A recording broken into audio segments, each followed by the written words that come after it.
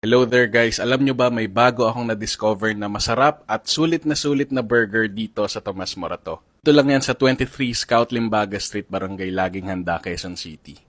At sa ganda at sarap ng mga burger nila, isa to sa mga susunod na magte-trending. Kaya naman pinuntahan na natin. Very chill din yung ambience ng restaurant nila. Kumbaga para kang nagka-camping. Pero kung gusto mong tumambay sa loob, pwede rin naman. Air-conditioned naman din sila at may wifi. Rustic yung vibes ng restaurant nila. Kumbaga parang kang nasa tavern. Ganun yung style niya. Perfect pambarkada, pampamilya guys. At guys, hindi mabubutas ang bulsa mo dito dahil mura lang sila. Kung maganda pa guys, open kitchen sila. Kaya nakasigurado kang malinis. Meron din silang masasarap na for group orders. At iba't ibang klaseng mga dips. Nakita nyo rin yung mga pictures ng mga artista na nagpunta na dito. Talagang dinadayo sila dahil nga marami na rin silang parokyano. Family-owned restaurant pala to guys. Sino mag-aakala guys na ang dating tindahan lang ay mako-convert nila sa isang burger restaurant. Mapabata, matanda, binabalik-balikan sila. At sadyang hole in the wall restaurant